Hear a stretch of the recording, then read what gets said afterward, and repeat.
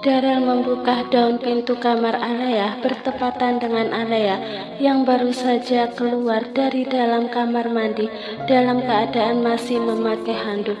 Ini yang ketiga kalinya Darel dan Alea alami kejadian yang sama, hanya saja endingnya selalu berbeda. Mas, sapa Alea. Tidak ada rasa malu lagi yang Alea rasakan saat ditatap oleh suaminya dalam keadaan tubuh berbalut handuk. Sayang, aku kangen banget sama kamu. Darel langsung menghampiri istrinya dan langsung memeluknya. Tangannya ingin yang istrinya selipkan di antara. Mas, jangan. Apa kamu lupa kita sedang berada di mana? Tanya Alea mengingatkan. Terdengar suara tangisan Kenzo dan ketukan pintu dari luar kamar membuat Darel menghentikan. Alea, kamu sudah selesai belum? Mandi belum? Kenzo sepertinya haus, tanya Mama Marisa dari luar kamar. Belum sempat Alea dan Darel menjawab, pintu langsung dibuka tiba-tiba oleh Siren. Mama, sapa Siren saat masuk ke dalam kamar. Dia melihat Alea sedang berdiri di sisi ranjang. Papanya masih posisi memeluk mamanya. Darel, Alea, sedang apa kalian?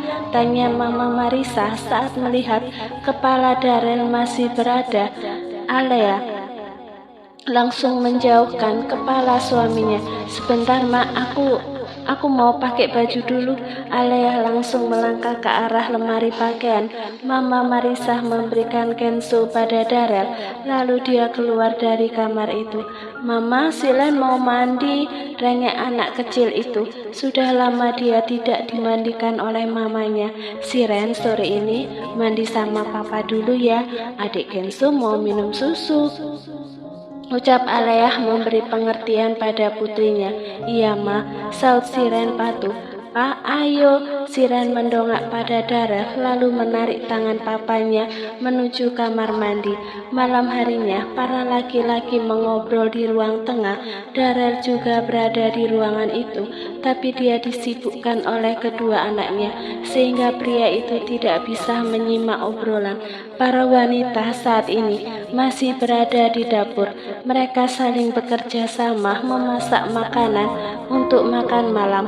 Mama Marisa sejak tadi memperhatikan menantunya yang malam ini begitu banyak menghasilkan karya masakan. Dia tidak menyangka istri Darel yang ini begitu pandai memasak, sangat berbeda jauh dengan mama kandung Siren. Membuatkan minum untuk Darel saja tidak pernah. Menantu ibu pintar memasak. Selama kami di sini, dia lebih sering memasak makanan karena katanya saat berada di rumah suaminya, dia dilarang memasak, tutur Bu Rasti.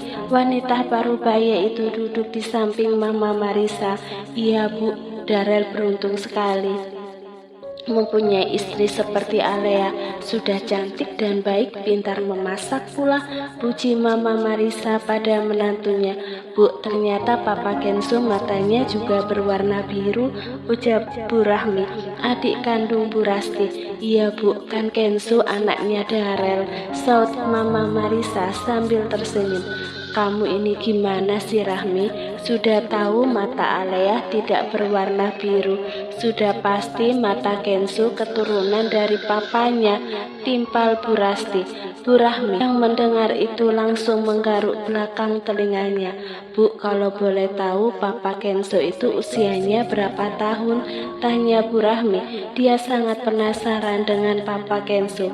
Sekitar 29 tahun, saut Mama Marisa. Rahmi, kamu ini kenapa sampai bertanya usia segala? Tanya Bu Rasti. Wanita itu tidak enak pada Mama Marisa karena adiknya terlalu bertanya hal yang sifatnya pribadi. Tidak apa-apa, Bu, ucap Mama Marisa. Mbak, aku hanya ingin tahu saja, apa Papa Kenzo seumuran dengan bayi bermata biru yang pernah datang ke desa ini, saut Bu Rahmi. Maksudnya, Bu? Tanya Mama Marisa. Kini giliran dia yang kepo. Dulu saat saya berumur sekitar 18 tahun. Di desa ini ada kedatangan seorang wanita cantik. Waktu itu dia sedang hamil tua. Dia melahirkan seorang anak laki-laki bermata biru. Apa anak dan wanita itu masih ada di desa ini? Tanya Mama Marisa lagi. Sudah tidak ada lagi. Kemana mereka pergi? Saya tidak tahu, Bu. Orang-orang di sini tidak ada yang tahu. Wanita dan bayi itu menghilang secara tiba-tiba dari kampung ini. Kata kamu Mbak Gayatri tahu, timpal Bu Rasti. Aku kan cuma bilang kemungkinan, Mbak. Sahut Bu Rahmi. Siapa Mbak Gayatri? Apa orangnya masih ada di desa ini? Tanya Mama Marisa. Dia tertarik dengan cerita sosok wanita cantik yang melahirkan anak laki-laki bermata biru. Wanita parubaya itu penasaran apakah bayi yang dimaksud itu adalah anak yang selama ini dia besarkan.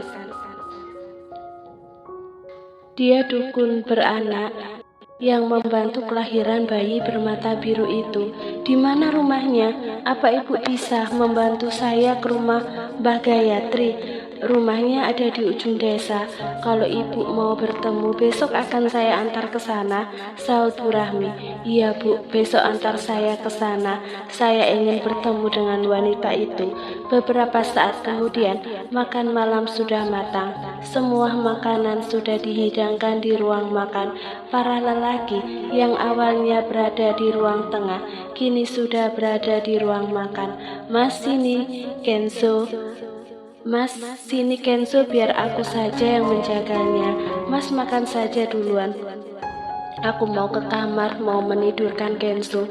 Alea mengambil Kenzo dari pangkuan suaminya. Kemudian dia melangkah ke arah kamar. Malam ini Darel dan Fadil makan dengan begitu lahapnya. Meskipun masakan kampung, tapi rasanya sangat lezat.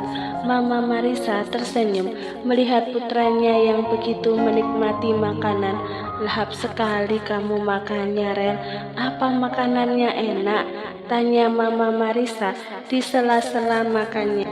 Darel hanya menjawab dengan anggukan.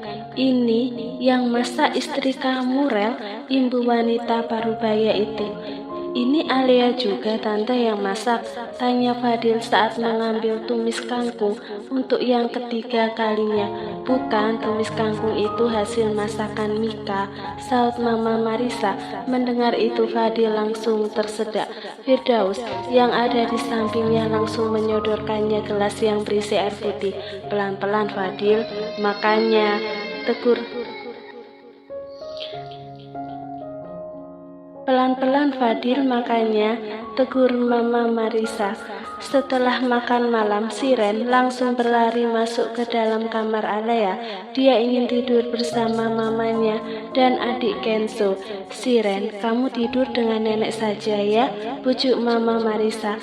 Nggak mau, aku mau tidur sama mama dan adik Kenzo, saut Siren. Darel yang mendengar itu langsung menggaruk belakang kepalanya. Kalau putrinya malam ini ikut tidur di kamarnya, bagaimana dia bisa mengasah kerisnya? Kasurnya nggak muat sayang, kamu tidur dengan nenek saja ya. Sebentar lagi nenek akan pulang ke rumah kakek, bujuk Mama Marisa lagi. Akhirnya Siren mau tidur di kamar neneknya.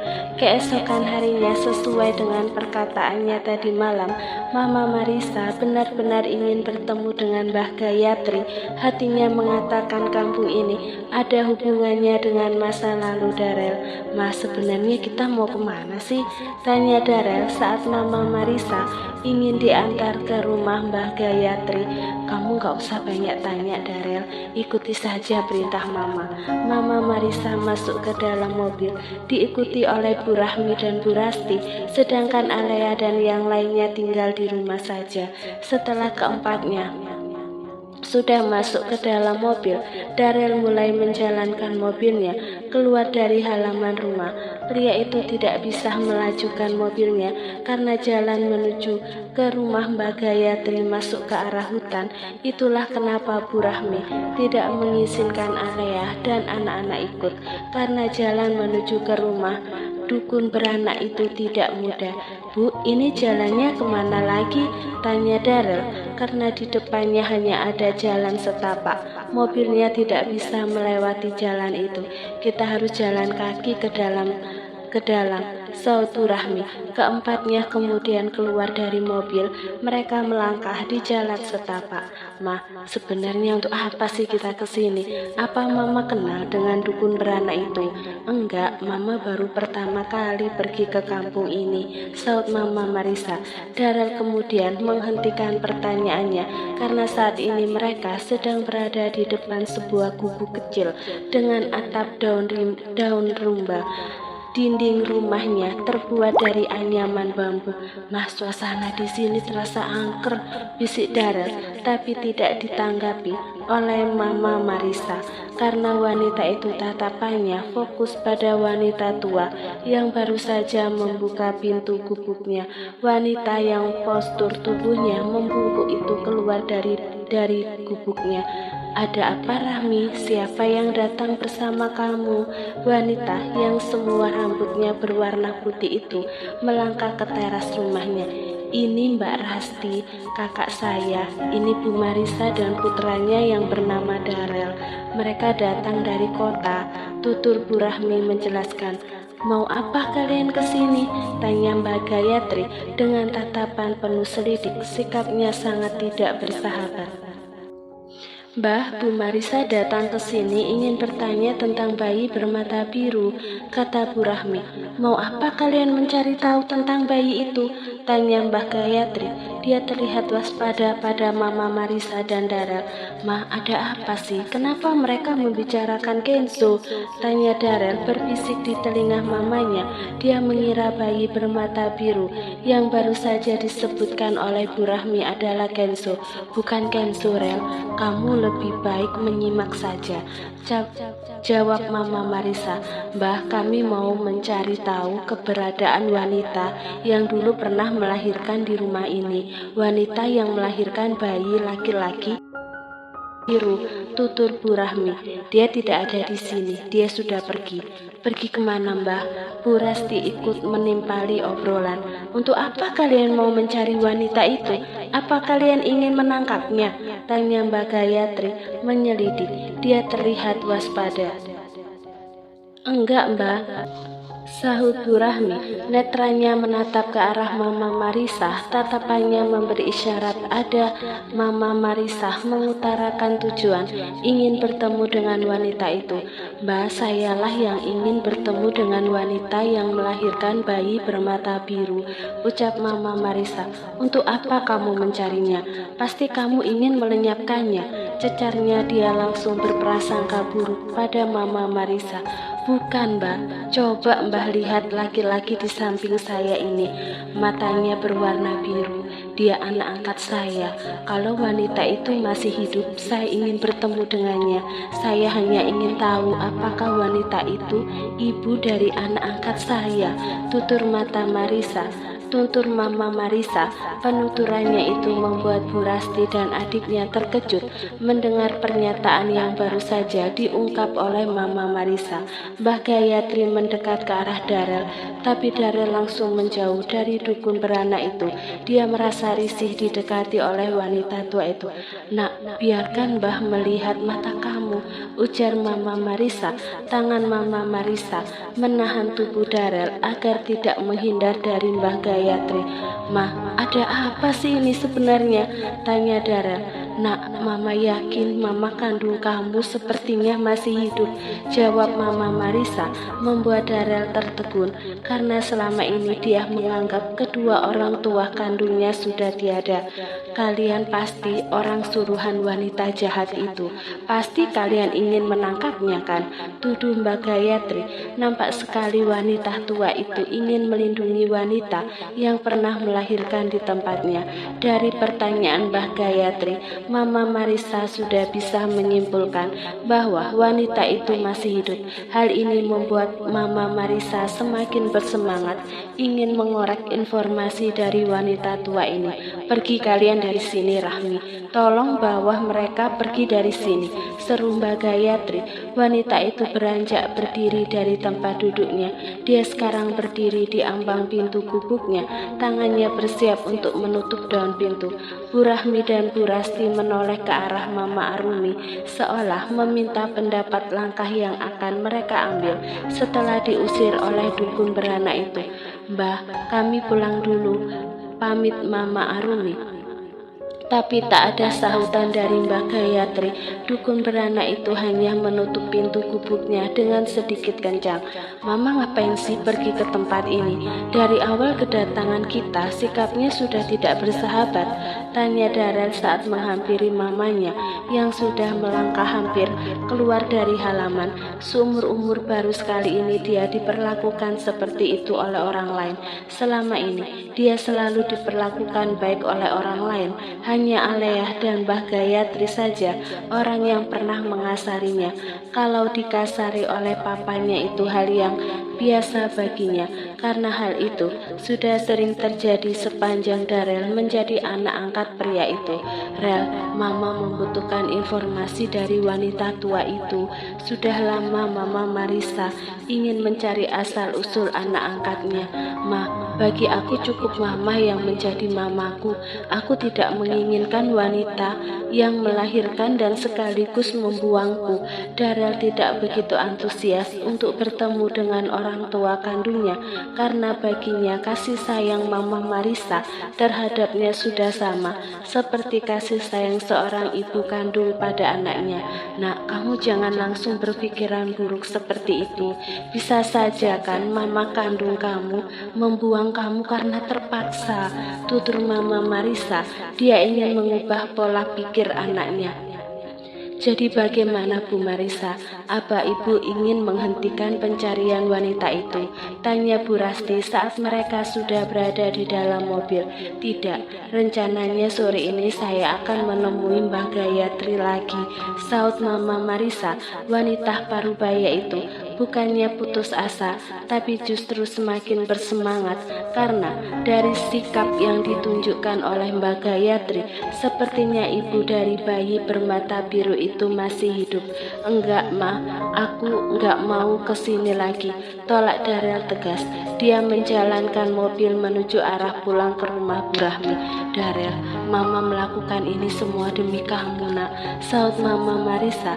Darel bergeming. Dalam hatinya bertanya, kenapa mamanya ngotot ingin mempertemukannya dengan wanita yang sudah melahirkannya.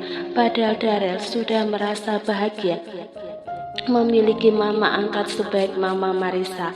Sore harinya, Mama Marisa ingin ke rumah Mbak Gayatri lagi. Kali ini dia pergi bersama Bu Rahmi, Darel beserta istri dan kedua anaknya. Mau apa lagi kalian datang ke sini? Tanya Mbak Gayatri. Wanita tua itu ingin menutup kembali pintu gubuknya, tapi pintu itu ditahan oleh Darel. Mbah, saya yang ingin bertemu, ujar Alea. Dia maju ke arah pintu rumah sambil menggendong bayi Kenzo. Sebelumnya dia sudah diceritakan oleh mama mertuanya mengenai suaminya yang hanya merupakan anak angkat. Nenek, ini nenek siapa, Ma? Tanya Siren. Tapi pertanyaan anak kecil itu tidak dijawab oleh mamanya karena perhatian Alea saat ini fokus ke arah Mbak Gayatri. Mbak Gayatri akhirnya mau keluar dari gubuknya. Saat ini mereka duduk di atas dipan yang terbuat dari bambu. Letak dipan itu di depan gubuk, tepatnya di samping pintu dan di bawah jendela. Mau apa kamu mencari saya? Tanya Mbak Gayatri saat semua orang sudah duduk di dipan. Mbah, nama saya Alea. pria ini suami saya, namanya Darel, dan ini kedua anak saya. Ini mama mertua saya yang tadi pagi datang ke sini, ucap Alea. Dia sengaja memperkenalkan diri terlebih dahulu pada Mbak Gayatri. Kalau tujuan kalian ingin mengetahui keberadaan wanita itu, saya tidak tahu. Lebih baik kalian sekarang pulang. Mbah Gayatri ingin berdiri kembali, tapi ditahan oleh Alea. Mbah, coba lihat mata bayi ini. Matanya berwarna biru, ucap Alea. Mbah Gayatri kini menatap ke arah mata Kenzo, membuatnya kembali teringat dengan bayi laki-laki bermata biru yang pernah dilahirkan seorang wanita cantik yang bernama Yasmin. Yasmin, ucap Mbah Gayatri lirih tanpa sadar. Yasmin itu siapa, Mbah? Tanya Alea pelan. Dulu Yasmin juga memiliki bayi seperti ini, saut Mbah Gayatri. Matanya masih fokus menatap wajah Kenzo. Alea menoleh ke arah Mama Marisa. Dilihatnya Mama Marisa memberi isyarat agar Alea terus mengorek informasi dari dukun beranak ini. Di mana Ibu Yasmin dan anaknya sekarang berada, Mbah? Tanya Alea lagi. Anaknya tidak ada lagi. Kemana anaknya, Mbah? Anaknya hilang, saut Mbak Gayatri. Dia langsung memutus pandangannya dari Kenzo. Papa, Kenzo berceloteh. Darel mengambil alih Kenzo dari pangkuan istrinya. Kini Kenzo anteng di pangkuan papanya. Mbah, anak Ibu Yasmin kenapa bisa sampai hilang? Tanya Alea lagi secara perlahan. Dia dibawa oleh adik saya nomor 2. Kenapa dibawa, Mbah? Bagaimana dengan ibunya? Kalau anak itu tidak dibawa, mungkin dia akan mati hari itu juga. Di mana Ibu Yasmin sekarang, Mbah? Apa kalian bisa saya percaya? Iya, Mbah, kami bukan orang jahat. Saya ingin mempertemukan suami saya dengan Ibu Yasmin. Ada kemungkinan Ibu Yasmin adalah ibu kandung suami saya, karena suami saya memiliki mata biru. Dia dulu dititipkan di panti asuhan. Yasmin tinggal di lereng bukit bersama adik bungsu saya. Lereng bukit di mana, Mbah? Tanya Bu Rahmi. Bukit Wonoponco, saut Mbak Gayatri. Apa ibu tahu di mana bukit itu? Tanya Alea pada Bu Rahmi. Wanita parubaya itu hanya menjawab dengan anggukan. Besok pagi kita ke sana, ucap Mama Marisa.